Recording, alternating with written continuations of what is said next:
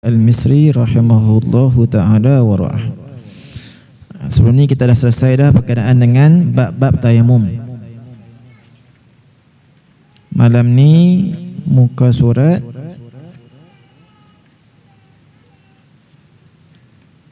solat, kita solat. Fasal syarat wajib solat. Muka surat 70. Baca dah ini. Dah baca dah? Dah. Syarat sah. Sebelah muka surat 72. Min 70. Khilaf ni. Tak apa. Bismillahirrahmanirrahim. Qala al-mu'allif rahimahullahu ta'ala, nafa'anallahu bihi wa bi'ulumihi fi daraini amin ya rabbal alamin. Syarat sah salat pertamanya Islam. Kan? Jadi orang kafir juga, mereka juga diwajibkan untuk solat, untuk berpuasa. Tetapi mereka ni tak sah kalau puasa, tak sah kalau solat. Kenapa? Tidak Islam. Maka sebab tu orang kafir dihukum, diazab nanti di akhirat kelak double, dua kali. Satu yang pertama sebab tak Islam, dua sebab tidak melaksanakan cabang-cabang syariat. Allahumma salli ala sayyidina Muhammad wa ala ali sayyidina Muhammad. Kalaulah ada orang kafir yang masuk Islam, tiba-tiba dia ni berasa nak khudu, subhanallah, masuk Islam umur 20 tahun, balik 15 tahun. Saya ni lewat dah masuk Islam ni. Jadi dia nak khudu balik. Sebelum dia, para ulama mengatakan yahrum, hukum ni haram. Sebab apa nak khudu? Apa? Bukan dituntut. Wala yanaqidu al-mu'tamad, dan tak dikira lagi. Kemudian Allahumma salli ala sayyidina Muhammad. Orang yang kedua ialah orang yang baligh, mestilah kena wajib solat. Al-Imam Ghazali rahimahullahu ta'ala pesan pada zaman beliau, hendaklah anak-anak ni ketika mana kalau boleh sebelum usia tamyiz 4 tahun, 5 tahun sudah diajarkan solat. Kenapa baligh ni wajib solat? Tapi sebelum baligh tu macam mana dia nak solat tak tahu. Maka kena ajar lagi sebelum baligh. Sebelum baligh. Jadi kita haraplah supaya cepat-cepatlah masjid surau ni boleh kanak-kanak boleh masuk. Ni duk tanya ni, Walid pasal apa boleh pergi Maidin, kami boleh masuk, masjid tak boleh masuk? Sudah. Itu soalan-soalan macam tu kita pun pening nak jawab. Bila pening kita nak geram balik. Tapi alhamdulillah mujur di sini boleh datang. Jadi mudah-mudahan rahmat. Jadi balik yang pertama apa? Allahumma salli ala sayyidina Muhammad. Al-Imam Abdullah Alawi Al-Haddad rahimahullahu ta'ala dikatakan bahawasanya beliau ini mengkhadakan balik solatnya sebelum balik. Mak dia tanya kenapa khada? Engkau tak perlu khada. Maka beliau mengatakan bahawasanya saya merasakan cuai dalam beribadah kepada Allah Subhanahu wa ta'ala. Jadi kita ni sebelum balik tak perlu khada. Yang kena khada ni hutang-hutang sebelum ni yang kita tinggal. Solat yang sebelum ni kita tinggal. Itu wajib kita khada.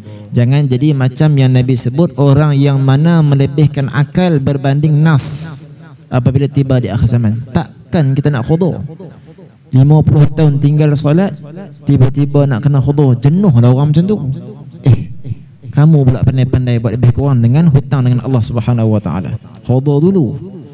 Sekadar mana yang kamu larat, sekadar mana yang kamu mampu.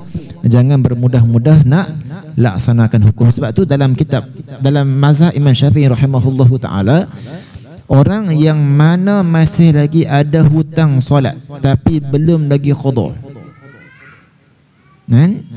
hutang solat lama-lama belum lagi qada, pendapat muktamad dalam mazhab Imam Syafi'i, hukum dia apa dia? Adakah boleh sembahyang sunat? Itu yang muktamad dia. Dia qada, boleh dia nak sembahyang sunat qabliyah, ba'diyah, sembahyang yang lain, sembahyang sunat yang lain lah. Pendapat yang muktamad tak boleh. Bahkan sebagian para ulama mengatakan tak sah. Itu dia. Ini yang muktamad maksudnya. Maksudnya kenapa muktamad diberikan pendapat muktamad? Supaya kamu ni jangan tertipu dengan benda sunat. Ambil dulu yang wajib, selesaikan yang wajib dulu. Tapi ada orang dia rasa rugi. Saya ni insya-Allah saya nak khudu. Tapi kalau tak sembahyang sunat asal rugilah pula. Ini ada soalan macam ni nah. Maka di sini al-Imam dalam kitab Bughiyatul Mustarsyidin, maka dinakalkan pandangan yang disebutkan pandangan oleh al-Imam Abdullah Alaihi Haddad, kalau mereka ini dia nak konsisten qada, tapi dalam masa yang sama rasa rugi kalau sekiranya sembahyang sunat tak buat. Maka orang macam ni dibenarkan untuk buat, tapi dia mesti konsisten qada. Jangan dok buat sembahyang sunat tinggal pula yang fardu, tak boleh. Ini kata guru kami Syekh Taha, ini sebagai satu pandangan ni rahmat bagi orang yang mana nak sembahyang sunat tapi dia nak qada juga, alhamdulillah. Tapi kalau orang yang mana dia bila sembahyang sunat dia tinggal habis nak qada sembahyang lama-lama, ni tak boleh. Kenapa? Hutang dengan Allah Ta'ala itu wajib ditunaikan, dilunaskan lagi. Kemudian yang ketiga, yang kita ulanglah, anda sebut dah, Allahumma salli ala sayyidina Muhammad. Yang ketiga hendaklah berakal. Maka hari ini ramai yang tak semayang. Boleh jadi ramai orang gila rupanya. Betul tak? Ramai yang tak semayang ke ramai yang semayang kat luar? Kalau duduk di mall ke di mana ke, duduk di mana, hatta bukan nak kata lah, kadang-kadang duduk tepi masjid, kadang-kadang duduk dengar azan dah. Boleh lagi duduk lepak dekat taman-taman, sedangkan masjid sebelah masjid sebelah dah dengar dah, buat tak heran saja. Tak rasa ta'zim dengan syiar-syiar Allah Subhanahu wa taala. Maka orang yang tak boleh sembahyang siapa? Tak boleh sembahyang siapa? Dimaafkan orang gila saja. Maka kita risau ramai orang gila kat Malaysia ni. Dia pun memang tak akan mengaku. Tapi kalau kata sembahyang, insya-Allah hilang gila kamu. Kalau sembahyang, kalau tak sembahyang, kita risau ramai orang gila dekat Malaysia ni. Kenapa ramai yang tak sembahyang ni? Na'udzubillahi min zalik. Ada saya jumpa seorang ni, masya-Allah baik sungguh. Rajin tolong orang sungguh. Rajin, semua rajin. Tapi dalam bab sembahyang ni tak apalah, tu aku dengan Tuhan. Oh, pandai pula dia jawab. Itu sebab tu dia kata sini pengarang sebut syaratnya sembahyang ni wajib bagi orang yang berakal. Dah kalau kamu dah ada akal tapi tak sembahyang, macam kamu ni tidak ada akal. Mudah-mudahan Tuhan bagi hidayah lah, dan mudah-mudahan kita juga dipelihara daripada terkena penyakit macam ni. Jadi orang yang berakal maksudnya apa? Tak pengsan, tak nyanyuk dan sebagainya tu, maka ataupun tak gila, maka ni wajib sembahyang. Yang baca Quran selalu insya-Allah tak akan terkena penyakit nyanyuk. Dan kata para ulama lagi, yang jaga zikir ni, yang jaga zikir pagi petang ni, insya-Allah tak akan terkena penyakit nyanyuk. Mudah-mudahan insya-Allah. Kemudian syarat yang keempat, suci daripada haid dan juga nifas. Contohnya apa lagi kita nak sebut? Kalau orang tersebut dia solat, orang yang solat mesti apa? Mesti kena ada wudu. Orang yang datang haid tak boleh solat. Semuanya dua-dua tak boleh solat. Tak ada wudu tak boleh solat. Contoh saya, ni saya cerita dekat satu kuliah. Saya cerita apa contoh? Kita ni bagi salam. Bagi salam belah kanan, bagi salam yang pertama, Assalamualaikum warahmatullahi. Kemudian batal semayang kita disebabkan keluar angin. Kita pun tinggal satu lagi salam ni, bagi pula salam, Assalamualaikum warahmatullahi. Gagah bila lagi orang kata apa pula?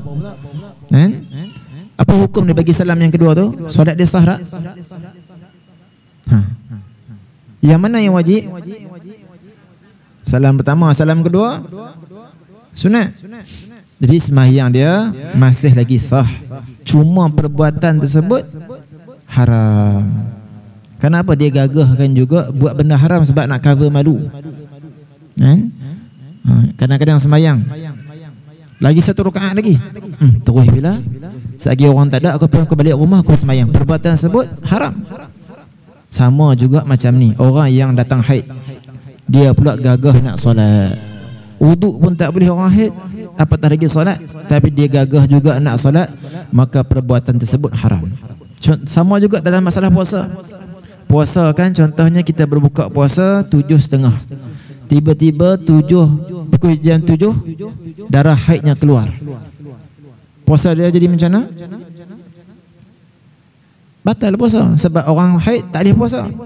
Dia kata lalang lagi setengah jam lagi, puasa apilah. Dia niat tujuh tu sampai setengah jam lagi, puasa apilah. Maka perbuatan tersebut, maka hukum dia apa? Haram. Jadi ini anugerah kepada Allah Ta'ala kepada orang perempuan yang datang haid juga nifas. Kenapa datang haid, datang nifas? Ini tanda sihat. Maka Allah Ta'ala bagi mereka ni perbuatan yang buat setiap tu tak perlu nak semayang, kan? Tak perlu nak solat lagi. Kalau apa Allahumma salli ala sayyidina Muhammad, perempuan yang haid nak khudhu juga solat dia. Rajin sangat lah, itu kita dah ceritakan kan. Boleh ataupun tidak? Tak perlulah, kan? Bahkan disebutkan apa? Ada yang pandangan mengatakan tak dikira pun kalau dia nak khutbah balik.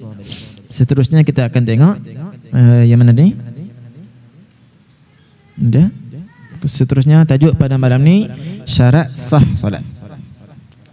Bismillahirrahmanirrahim. Qala al-mu'allif rahimahullahu taala wa syaraitu sihhatiha samaniyatun.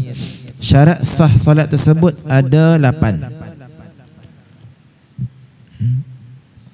Mesti dipenuhi salah satu syarat tersebut. Yang pertamanya at-tamyizu. Tamyiz ataupun kita bahasa kita ni panggil mumayyiz. Mumayyiz ni dia, takrif dia ulama khilaf. Bagi banyak pandangan ulama. Dia faham. Orang tanya dia boleh jawab. Tu dapat soal jawab balik. Jadi budak-budak macam tu dipanggil tamyiz. Orang panggil dia tolong apa pergi ambil orang panggil apa mangkuk sekejap, dia pandai ambil. Itu faham. Ataupun dia boleh beza di antara baik dan juga buruk. Tu budak ni dia sudah mumayyiz. Tapi takrif tu kurang tepat. Maksudnya yang terbaik takrifnya dia orang budak-budak yang dapat makan sendiri, minum sendiri, cuci kemaluan sendiri. Ini 3 takrif bahawasanya budak ni sudah sampai tahap tamyiz. Jadi kalau tengok bergantung pada kanak-kanak lah. Ada 4 tahun pandai makan, pandai minum, pandai cuci kemaluan sendiri. Ada 4 tahun belum lagi pandai. 5 tahun tak pandai lagi. 6 tahun baru pandai. Ada orang 5 tahun pandai dah. Maka budak ni kalau semayang sah tak? Sah. Kan? Macam umur 2 tahun semayang. Tak apalah walaupun dia pandai semayang. Ada satu video saya tengok tu, budak tu pakai pampers je. Pakai pampers semayang. Ikut ayah dia semayang, ayah dia rokok, dia pun rokok. Ayah dia sujud, dia pun sujud. Apa hukum budak semayang? Tak apa, itu sebagai latihan untuk dia. Tapi syarat sah tak mendapatilah. Sebab dia mungkin tak pandai lagi nak cuci kemaluan dan sebagainya. Itu dia panggil tamyiz. Tamyiz ni kita pernah sebut dulu ni. Ketika mana anak-anak kita ni sudah pandai sebut, sudah pandai makan, minum sendiri, cuci kemaluan sendiri ni, Al-Imam Ibn Hajar mengatakan ibu ayah kalau tak ajar anak-anak ni tak boleh sebut Allahu Akbar lagi, maka ibu ayah ni berdosa. Dia. Sebab kita nak sebut Allahu Akbar. Kalau tamyiz dah umur ni dah pandai dah 5 tahun, tapi anak-anak tak sampai, tak boleh sebut lagi Allahu Akbar, bagi pandangan Ibn Hajar berdosa. Bagi pandangan Imam Ramli tak berdosa lagi. Umur 15 tahun baru berdosa. Jadi kita dekat Malaysia banyak ambil pandangan Ibn Hajar ini. Umur tamyiz, umur 5 tahun tapi tak pandai sebut Allahu Akbar berdosa. Kan? Jadi balik nanti yang mana ada ayah ada anak ni balik cerita. Orang panggil apa? Azam umum kan kita cerita kan. Balik panggil anak isteri semua duduk. Sebab apa kata para ulama, sebelum umur tamyiz ataupun sebelum umur baligh ni kena ada azam umum. Jadi suami-suami ni balik Allah ataupun ibu-ibu ni balik panggil keluarga duduk. Ikut saya sekian. Berazam untuk sentiasa taat kepada Allah dan berazam meninggalkan maksiat sepanjang hidup saya. Itu kan sebahagian para ulama mengatakan wajib ibu ayah sebut kepada anak-anak dia sebelum anak ni umur baligh. Maka balik duduk cerita. Kita dah buat azam. Syarat yang kedua, ma'rifatu fardiyatiha, mengetahui kefarduan solat. Allahumma salli ala sayyidina Muhammad, dia tahu yang mana satu semayang yang fardu, mana satu semayang yang sunat. Kalau dia ragu-ragu isyak, sunat kot, tiba-tiba dia semayang, maka hukumnya tidak sah. Syarat yang ketiga, wa tamyizu faraidha min sunaniha, iaitu membezakan antara rukun dan juga sunat dalam solat. Kena beza. Dalam sembahyang kita ni, yang mana satu rukun, yang mana satu sunat. Tu kena tahu. Allahumma salli ala sayyidina Muhammad. Kalau sekiranya contoh dia menganggap seluruh perbuatan dalam solat hukumnya fardu, sah tak? Ini soalan yang dibuat oleh ulama fiqh. Kalau dia menganggap seluruh perbuatan dalam solat ni fardu, apa hukum dia? Macam waktu itu saya pernah cerita, pergi kuliah, cerita berkenaan dengan kelebihan sebut Sami Allahu liman hamidah. Itu dalam fiqh dia panggil apa? Tasmi'. Memperdengarkan kalimah Sami Allahu liman hamidah. Bila kita baca Rabbana walakal hamdu hamdan katsiran thayyiban mubarakan fi, Nabi mengatakan 30 para malaikat berebut-rebut nak tulis mana satu pahala tadi tu, besarnya pahala tadi tu. Jadi Sami Allahu liman hamidah hukum dia apa? Sunat. Masa di Kedah tu ada seorang makcik tu kata, Ustaz, biar betul sunat. Yalah, takkan saya tak betul ikut, takkan saya tipu. Ni saya baca kitab. Tak percaya Ustaz, tak percaya pula dah. Hari ni saya baru dengar Ustaz. 60 tahun saya semayang Sami Allahu liman hamidah, saya kali pertama dengar kata sunat. Wajib kot Ustaz, saya tak sebut kot. Dia kata kat tu saya ingat pagi subuh tu, pagi Jumaat. Saya pun tak apa, tarik nafas, saya seram balik. Yang mana satu rukun 13 bahagi, ada rukun fi'li, ada rukun qawli, ada rukun qalbi, sekarang satu. Yang makcik baca ni Sami Allahu liman hamidah, Rabbighfirli warhamni, subhana rabbil azim, subhana rabbil a'la. Tu hukum dia sunat. Ya ke? Yalah. Duk ya ke? Macam tak percaya kata. Yalah. Saya ingatkan wajib Ustaz. Apa hukum dia? Dianggap yang sunat itu wajib ataupun seluruh perbuatan dalam sembahyang ni hukum dia wajib. Sah ataupun tidak solat dia? Sah. Kalau tak sah, kesian, kena ulang balik semua sembahyang kan. Dia sah. Yang tak bolehnya apa dia? Yang sunat dianggap wajib. Yang fardu dianggap sunat. Ditekalih. Saya ni rukuk, bila orang rukuk sunat je, saya buat bila dapat pahala, tak sah sembahyang dia.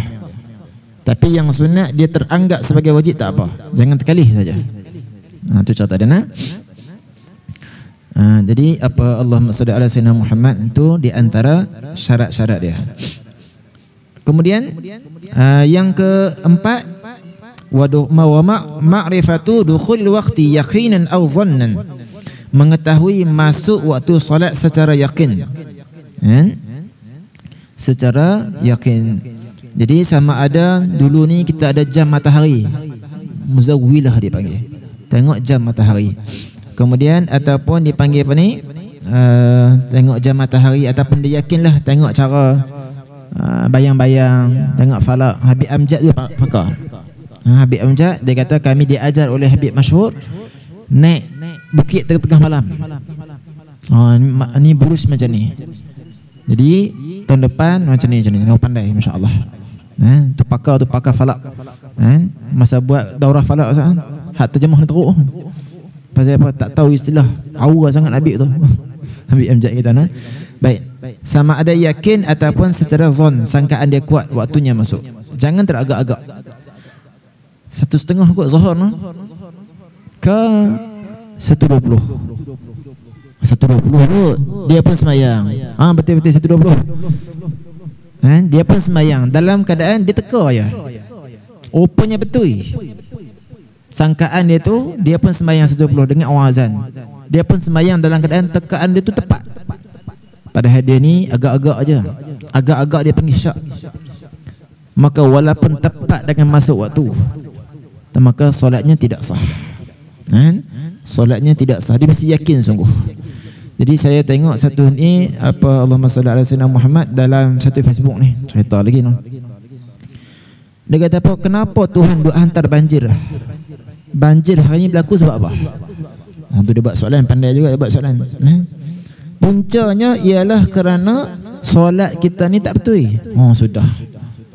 Kalau tengok dalam kalender, dia kata betul, subuh masuk 2 minit 3 minit kan sekarang. Betul tak? Disebut yang itulah. Itu kalender. Kiraan yang betul, subuh masuk 6.25 minit pagi. Tu dia. Kalau mengikut ilmu falak. Jadi disebabkan ramai yang jahil, maka solat berpandukan kalender takwim tersebut, solat semua tak sah.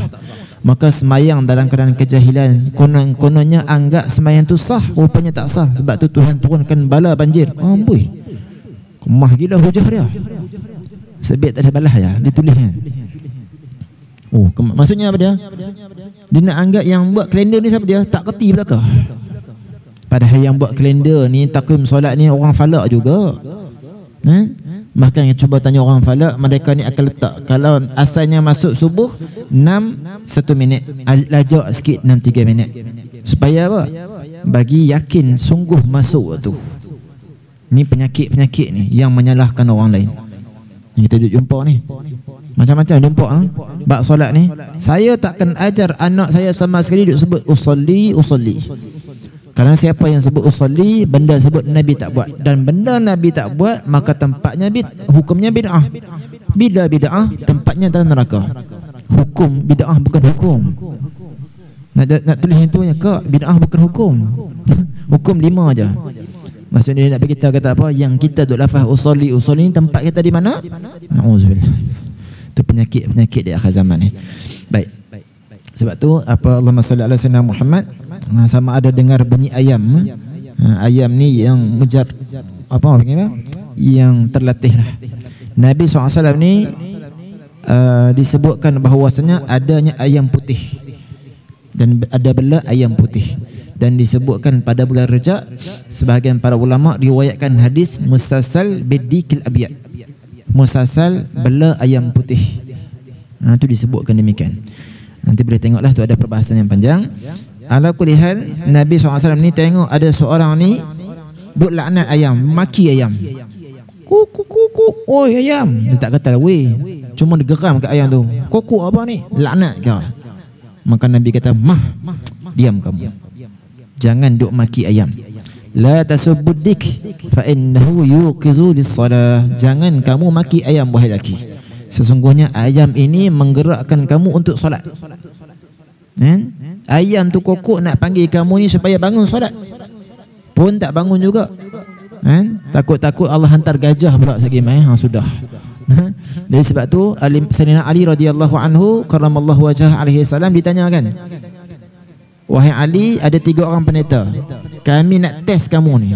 Kalau engkau dapat jawab 10 soalan kami masuk Islam. Soalan sebut di antaranya, wahai Ali, kuda kalau bunyi dia kata apa? Tu dia. Keldai. Bunyi macam mana keldai?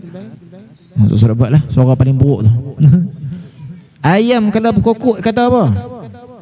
Soalan tu. Kena kat kita lari terus.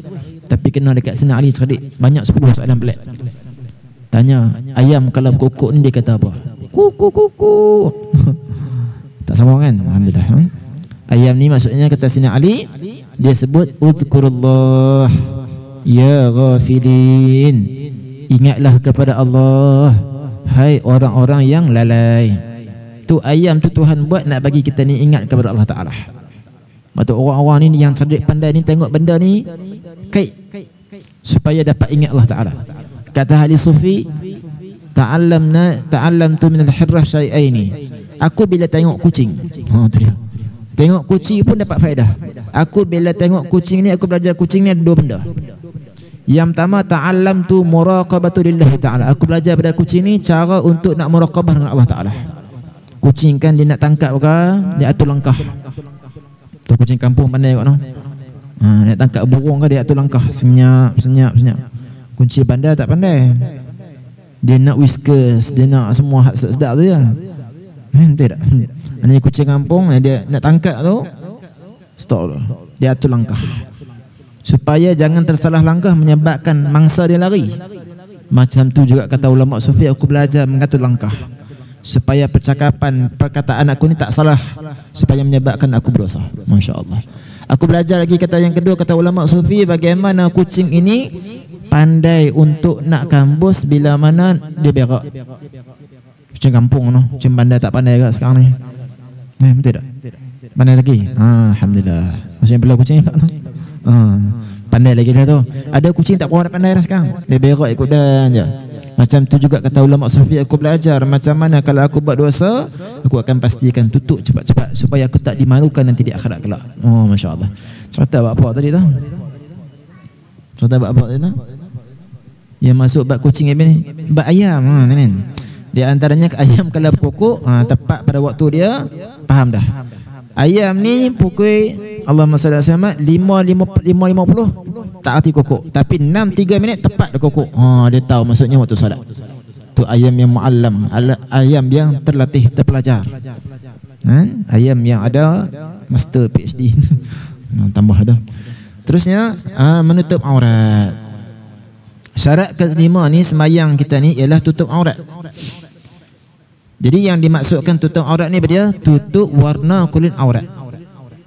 Tutup warna kulit aurat. Maksudnya kalau seseorang yang pakai pakaian yang ketat, maka di sini ada beza lah sebagian para ulama dalam kitab I'am, tak silap saya, ada bezakan. Kalau pakaian ketat tersebut dipakai oleh orang lelaki, pakai ketat nampak paha, tapi warna kulit tutup lah, dia pakai seluar fit orang kan, seluar fit, dia tak pakai seluar fit nampak paha, maka hukum dia makruh. Kalau perempuan pula yang pakai baju ketat, sebagian disebut apa? Khilaful aula, menyalahi daripada yang utama. Jadi tak semestinya aurat ni, kadang-kadang nak minta maaf nak, kadang-kadang yang perempuan ni dia tak ada semayang. Tak ada semayang, tak bawa telekung. Bukan syarat pakai telekung, syarat dia tutup aurat. Tak kira lah ambil kotak ke, tutup. Contoh, tak ada tudung, ambil tudung selji. Contoh, yang penting tutup. Tak semestinya dengan baju. Itu baju salah satu dia. Jadi Allahumma salli ala sayyidina Muhammad, dia panggil apa? Tutup aurat, iaitu tutup warna kulit aurat. Kalau seseorang solat dalam keadaan tak apalah, aku duduk dalam bilik, tutup lampu gelap, orang tak nampak aurat aku. Ataupun dalam kitab yang lain dia pakai apa? Duduk dalam kemah yang sempit, tapi pakaian dia tak ada.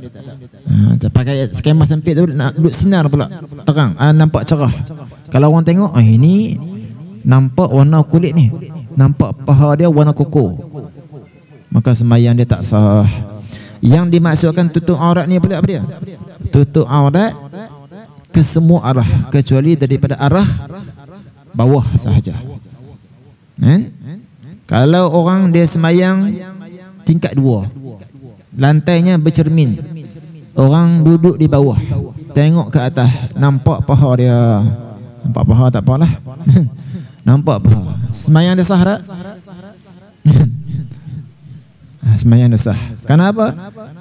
Syarat nampak aurat daripada bawah tak ada masalah.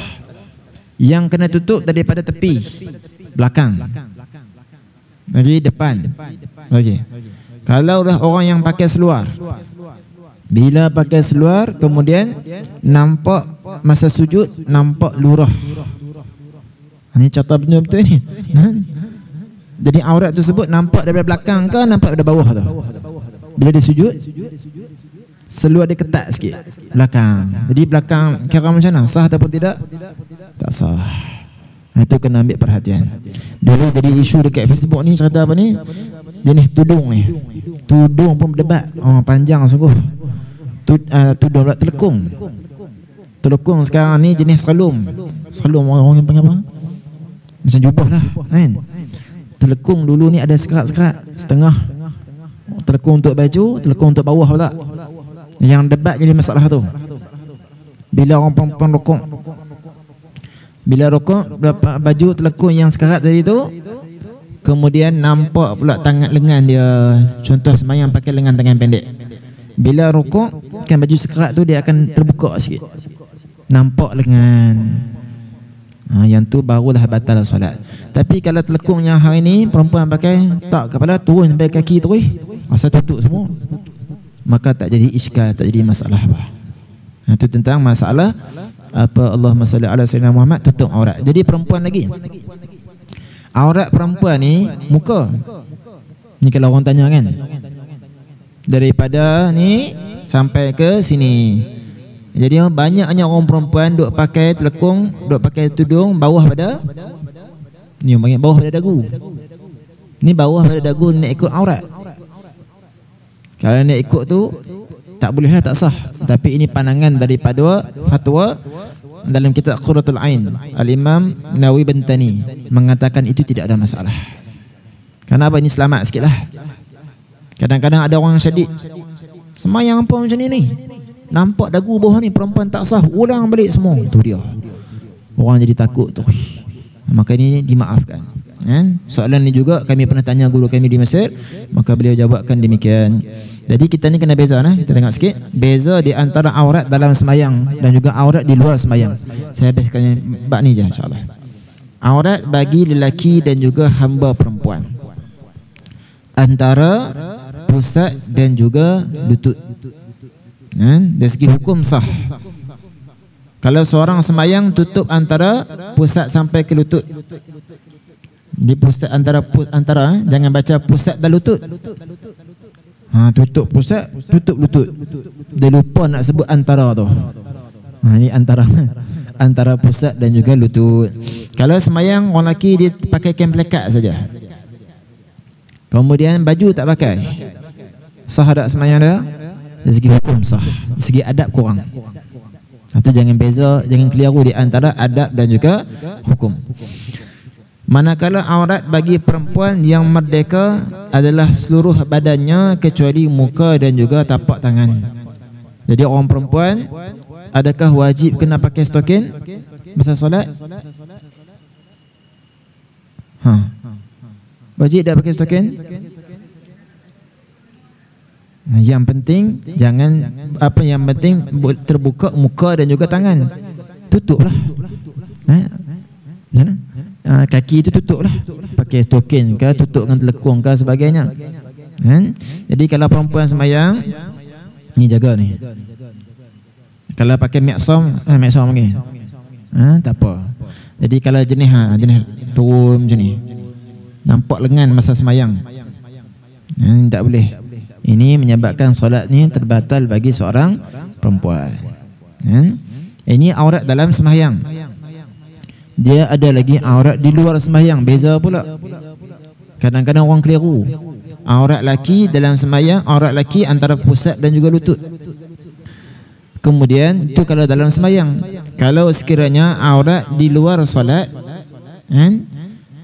Allahumma salli ala sayyidina Muhammad, baju ni, contoh orang laki keluar dalam keadaan tak pakai baju, dia kata ni bukan aurat. Betul tak bukan aurat? Ni dia panggil apa? Aurat pada pandangan perempuan ajnabi terhadap orang lelaki. Orang perempuan kalau lelaki tak pakai baju dekat luar, maka itu aurat pada pandangan perempuan. Dia tak boleh tengok badan lelaki. Dia yang buka, saya yang tengok, untung saya. Maka lelaki tak diperintahkan untuk tutup. Tapi kamu tu, sebab Allah sebut lelaki juga perempuan juga kena tundukkan pandangan. Yang panggil apa? Aurat daripada pandangan wanita kepada lelaki di luar solat. Dalam solat tak apa, kalau buka sah semayang. Tapi kalau di luar solat lelaki buka, maka perempuan jangan pandang. Itu jelaslah insya-Allah. Aurat lelaki, aurat perempuan di luar solat pada pandangan lelaki. Orang lelaki ni boleh tengok orang perempuan yang ikut suka ni. Tak ikut tak boleh ni. Tapi dalam bab pengajian saya tengok, yang mengajar ni tengok, tak ada masalah. Ada hajat kita nak sembang, nak berhadapan, nak sembang buat urusan, tak ada masalah. Tapi kalau saja nak tengok, itu dia panggil apa? Aurat lelaki, aurat wanita pada pandangan orang lelaki. Orang lelaki tak boleh nak tengok sesuka hati saja. Ini saya forwardkan insya-Allah. Tentang masalah aurat di dalam di luar solat bagi pandangan pada pandangan lelaki dan juga pada pandangan perempuan. Allahumma salli. Dulu kan kita pernah jadi isu bahawasanya aurat paha dalam mazhab Imam Syafi'i ini bukan aurat. Oh dia. Kan pernah jadi isu kan? Paha ni, paha lelaki tidaklah aurat. Itu pernah jadi isu. Jadi menyebabkan apa? Lepas tu esok tu orang praktik terus sembahyang pakai seluar katak je.